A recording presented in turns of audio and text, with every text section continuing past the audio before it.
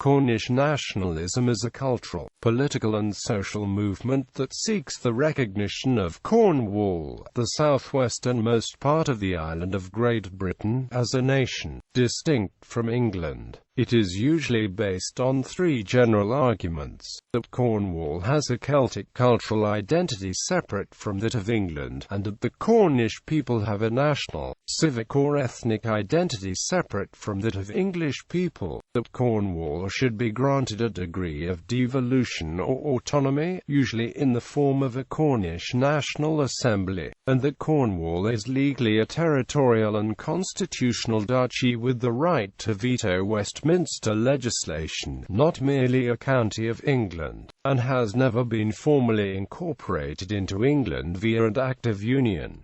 Autonomy Movement. Cornish nationalists generally seek some form of autonomy for Cornwall. Some advocate a Cornish Assembly, a regionally elected legislature that would make Cornwall a region of the United Kingdom, aiming to bring the current unitary council and related institutions into a similar political and administrative status as Scotland, Wales and Northern Ireland, whilst others advocate going further by recognizing the crown dependency status of the duchy and implementing equivalent arrangements. Distinct cultural, national or ethnic identity. Many supporters will, in addition to making legal or constitutional arguments, stress that the Cornish are a distinct ethnic group, a nation, that people in Cornwall typically refer to England as beginning east of the River Tamar, and that there is a Cornish language. If correct, they argue the Cornish therefore have a right to national self-determination. Campaigners in 2001 for the first time prevailed upon the UK census to count Cornish ethnicity as a write-in option on the national census,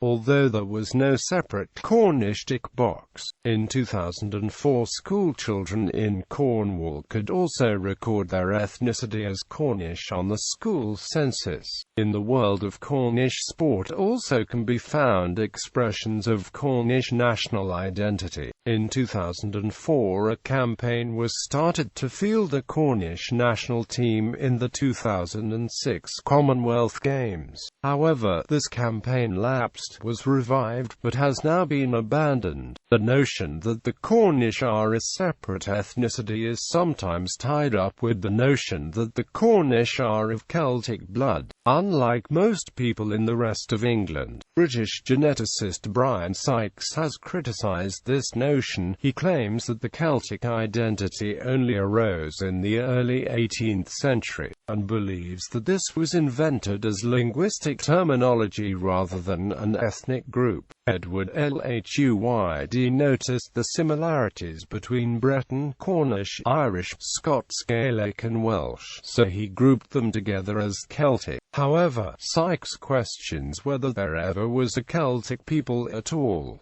In 2011, an e-petition directed at Westminster was launched. This petition calls for signatures to raise the issue of the Cornish identity in Parliament and aims to have Cornwall recognised as a national minority. This petition has now closed. It received 851 signatures. In September 2011, George Eustace, Member of Parliament for Camborne and Redruth, argued that Cornwall's heritage should be administered by a Cornish organisation rather than English heritage. On the 24th of April 2014, the Chief Secretary to the Treasury, Danny Alexander, announced that the Cornish people had been granted minority status under the Council of Europe's Framework for the Protection of National Minorities, the Framework Convention for the Protection of National Minorities. Constitutional status. The official position on the Duchy of Cornwall. The Duchy of Cornwall claims that it is a private estate which funds the public, charitable and private activities of the Prince of Wales and his family. The duchy itself consists of around 54,424 hectares of land in 23 counties, mostly in the southwest of England. The current Duke of Cornwall is H.R.H. Charles, Prince of Wales. The Duchy estate was created in 1337 by Edward III, King of England, for his son and heir, Prince Edward, and its primary function was to provide him and future princes of Wales with an income from its assets. A charter ruled that each future Duke of Cornwall would be the eldest surviving son of the monarch and thus also the male heir to the throne. The Duke of Cornwall, Prince Charles, as eldest son of the reigning monarch, is also the Prince of Wales. However, these titles are separate. The rights of the Duchy of Cornwall. The rights of the Dukes of Cornwall include the right to intestate estates, bona vacantia, treasure trove, gold and silver deposits, waste land, foreshore, rivers and estuaries, mines, mineral rights, rights of common, castles, advowsons, and so on, whether in possession or reputed a claim to be parcel of the Duchy of Cornwall, the Duchy being the body that collects the rents and dues on behalf of the prince. Furthermore, the entirety of the Isles of Scilly is claimed despite the duchies admitting that they were not included in, rather omitted from, the three duchy charters. Despite these assertions, the summons of Exchequer was exceptionally granted to the Dukes of Cornwall in order to govern Cornwall. Since 1752, when the incumbent Duke of Cornwall was seriously challenged by the Cornish Stanley Parliament, it has no longer been convened by royal or ducal writ. County or country. Supporters of self-government argue that the de jure constitutional status of Cornwall is a duchy and country and therefore not a county of England, but the Duchy of Cornwall and current UK government deny this claim. Supporters of self-government often point to a lack of cooperation shown by the Duchy of Cornwall authorities when requests are made for an investigation of constitutional issues. On the 15th of May 2000, the revived Cornish Stanley Parliament, a pressure group formed in 1974, dispatched an invoice to the chief officer of the Duchy of Cornwall, the Lord Warden of the Stannaries. This invoice demanded a refund of a calculated £20 billion overcharge in taxation on tin production from 1337 to 1837. This was calculated according to production figures and historic wealth calculation methods, and the Sunday Times Rich List March 2000, respectively.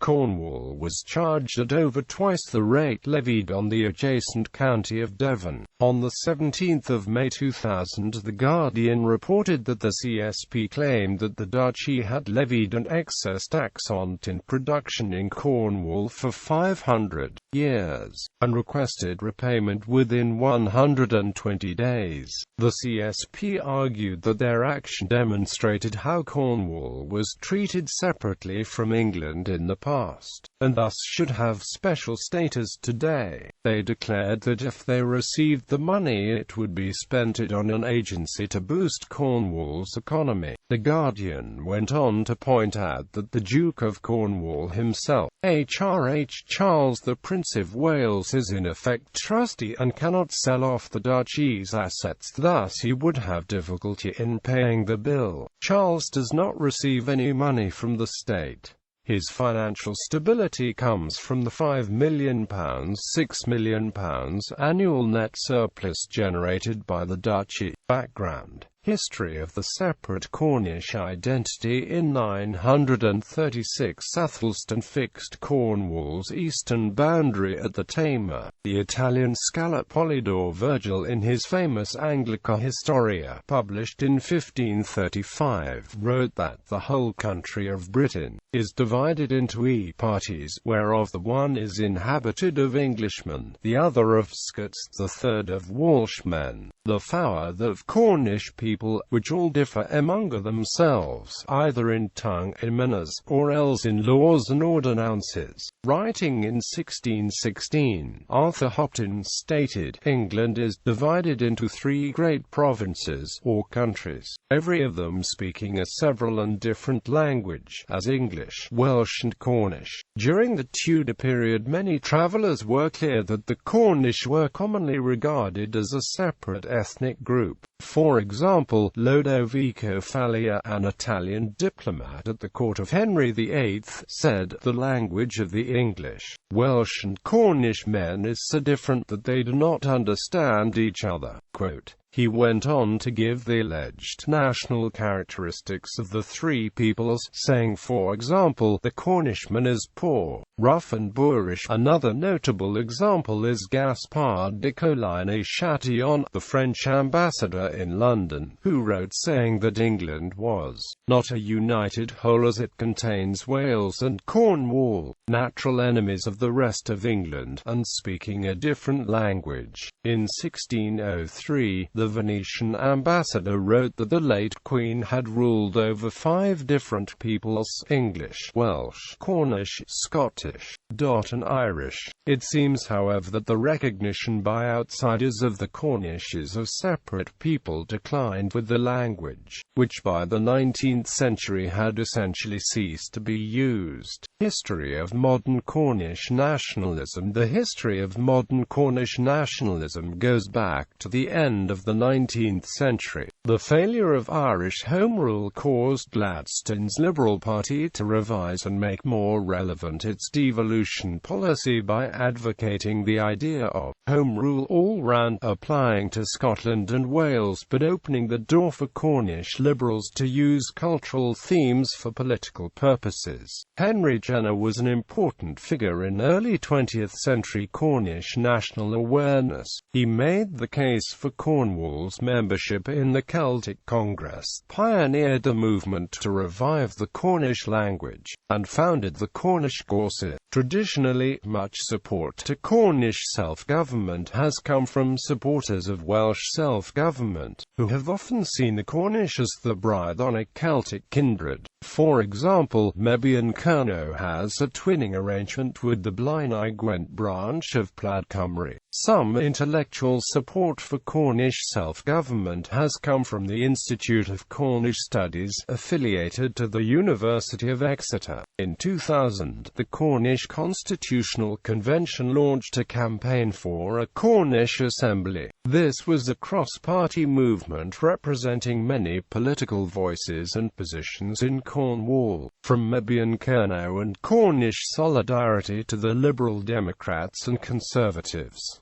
It collected over 50,000 petition signatures. Cornwall County Council commissioned an opinion poll by Murray on this subject. The poll was conducted in February 2003 and showed 55% of the Cornish public in favour of a referendum on the subject of an assembly. However, the same Murray poll indicated an equal number of Cornish respondents were in favour of a South-West Regional Assembly. On the 14th of July 2009, Dan Rogerson, MP, of the Liberal Democrats, presented a Cornish breakaway bill to the Parliament in Westminster, the Government of Cornwall Bill. The bill proposes a devolved assembly for Cornwall, similar to the Welsh and Scottish setup. The bill states that Cornwall should reassert its rightful place within the United Kingdom. Rogerson argued that Cornwall should reassert its rightful place within the United Kingdom. Cornwall is a unique part of the country, and this should be reflected in the way that it is governed. We should have the right to determine areas of policy that affect the people of Cornwall the hardest, such as rules on housing.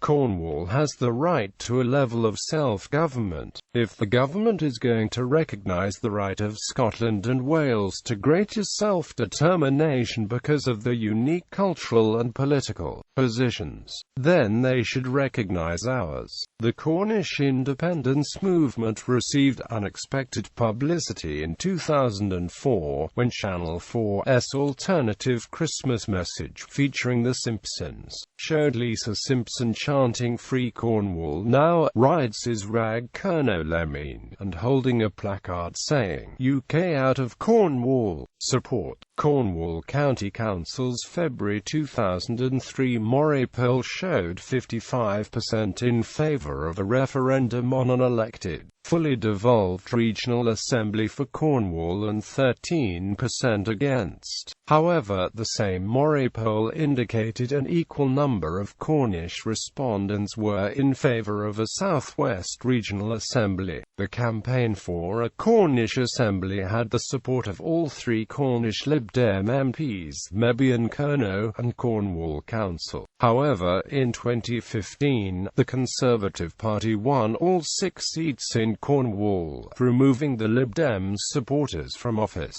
Lord Whitty, as Parliamentary Under-Secretary of State at the Department of Environment, Transport and the Regions in the House of Lords, recognised that Cornwall has a special case for devolution, and on a visit to Cornwall, Deputy Prime Minister John Prescott said, "Cornwall has the strongest regional identity in the UK." In October 2007, the then Lib Dem MP Andrew George stated in a press release, "Just because the government has approached the whole regional devolution agenda in entirely the wrong way, does not mean to say that the project itself should be ditched. If Scotland is benefiting from devolution, then Cornwall should learn from this and increase the intensity of its own campaign for devolution to a Cornish Assembly." Andrew George lost his seat in the 2015 election. On Tuesday, the 17th of July 2007, Local Government Minister John Healey MP announced government plans to abolish regional assemblies.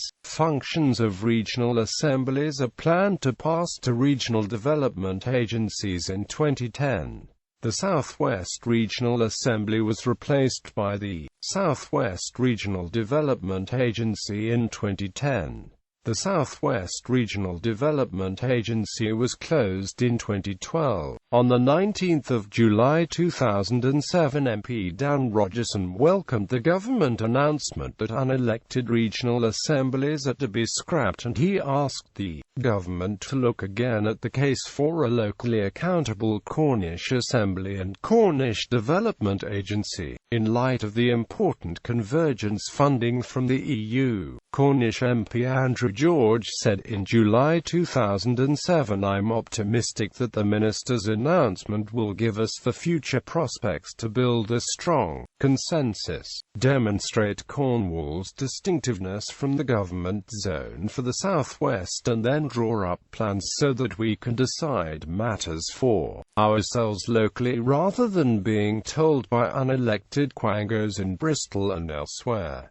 Dan Rogerson lost his seat in the 2015 election. Government Minister John Healey conceded that Cornwall still faces some significant economic challenges and said he would consider the need for a Cornish Development Agency alongside his decision on local government restructuring. In December 2007, Cornwall Council leader David Whalley stated, "There is something inevitable about their journey to a Cornish Assembly. We are also moving forward in creating a Cornish Development Agency. We are confident that strategic planning powers will come back to us after the SW Regional Assembly goes."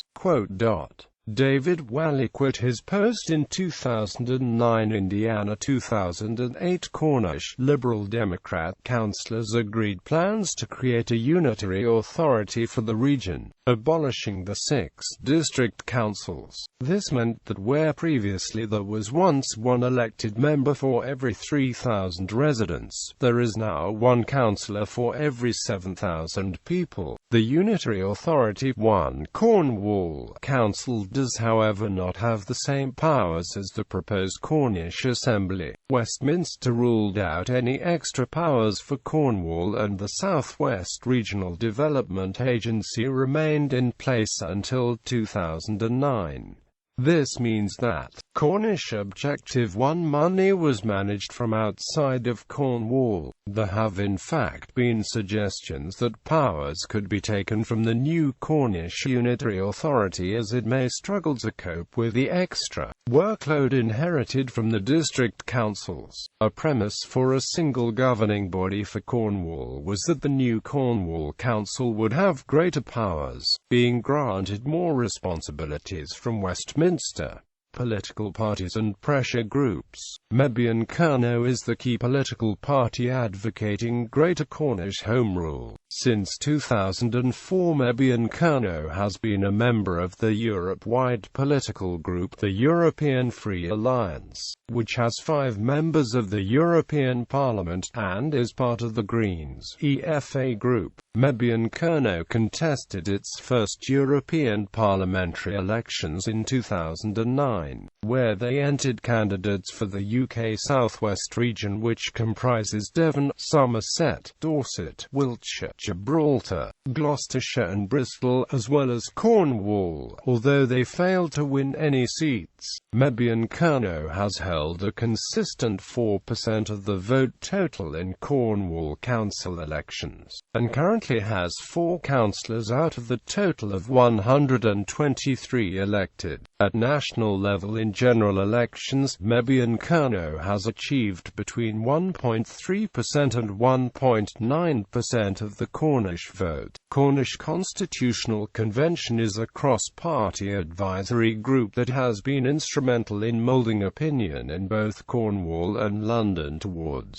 a new accommodation for Cornwall within the United Kingdom. It was formed in November 2000 with the objective of establishing a devolved assembly for Cornwall. It states that the aim of the convention is to establish a form of modern governance which strengthens Cornwall, her role in the affairs of the country, and positively addresses the problems that have arisen from more than a century of growing isolation and loss of confidence. Quote, its principal lobbying document is Devolution for One and All, Governance for Cornwall in the 21st Century. The convention has not published any new work since 2009. The Celtic League and Celtic Congress have a Cornish branch and recognise Cornwall as a Celtic nation alongside Ireland, Scotland, the Isle of Man, Wales and Brittany. The League is a political pressure group that campaigns for independence and Celtic cooperation. The revived Cornish Stanley Parliament was a pressure group on Cornish constitutional and cultural issues.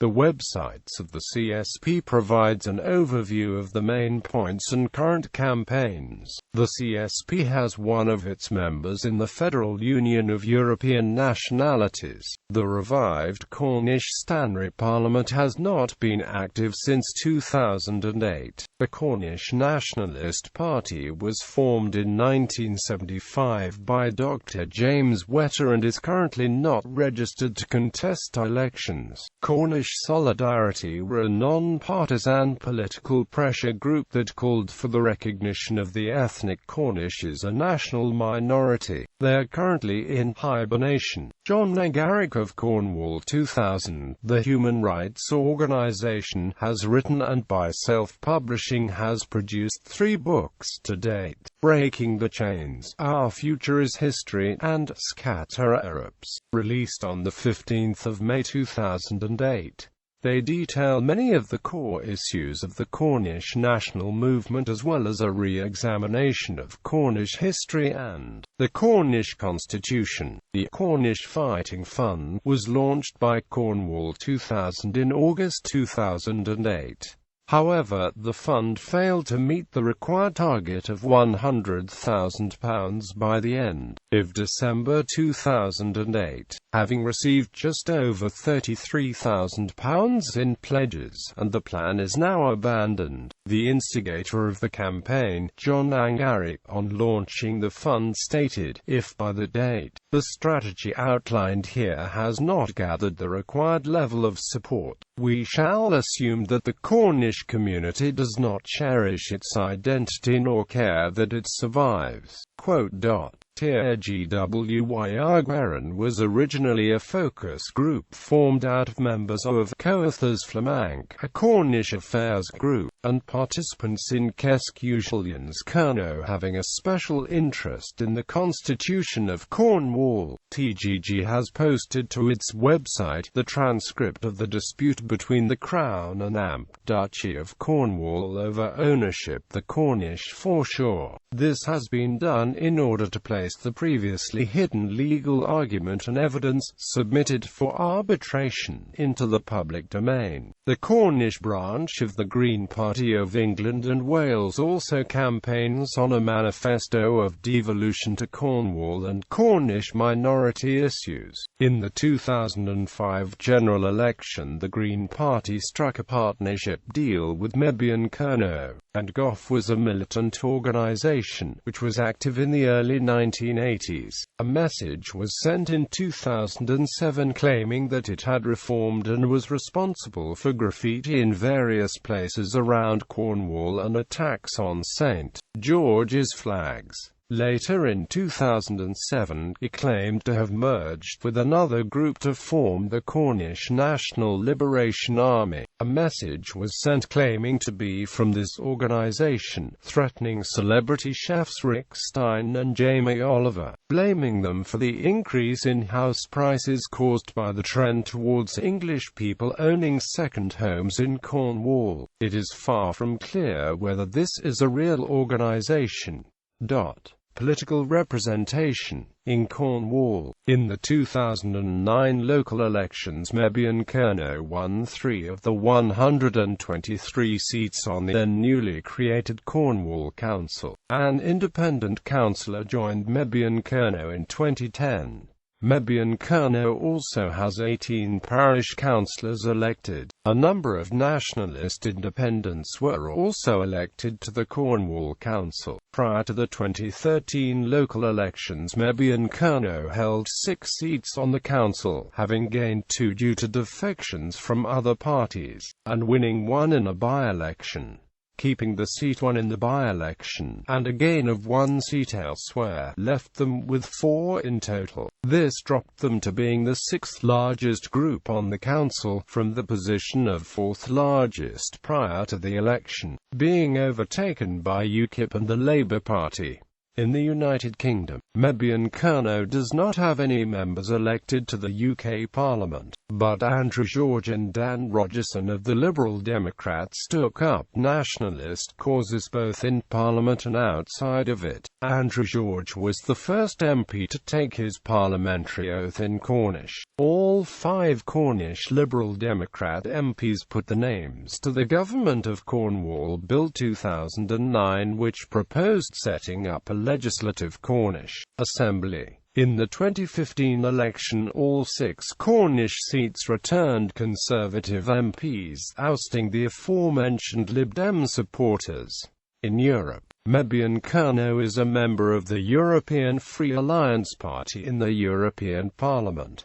In the 2009 European elections, it got 14,922 votes. Cerno did not stand in the 2014 European elections. Violence. A group called Goff, referring to the blacksmith Michael Goff who led the failed rebellion of 1497, made a number of attacks in the 1980s, including a bomb at a courthouse in St Austell in 1980. A fire in a Penzance hairdressers a year later, and an arson attack on a bingo hall in Redruth. It remained silent until 2007, when it made a statement that any attempts from Hurrian to fly the hated and oppressive flag of St George, which we know as the blood banner in our country, will result in direct action by our organisation. An English flag in Tresillian earlier that year was destroyed and the words English outdaubed on a garden wall. In 2007, a group called the Cornish National Liberation Army army made headlines when it threatened to burn down 2 restaurants in Padstow and Newquay belonging to Rick Stein and Jamie Oliver respectively, whom the group called English newcomers. The group claimed it had funding from other Celtic nations and the United States, and appeared to be an amalgamation of the Cornish Liberation Army and UNGA. It also reportedly sprayed burned second homes onto walls in the county. The group's actions were linked to local concerns about lack of affordable housing and an increasing number of second homes.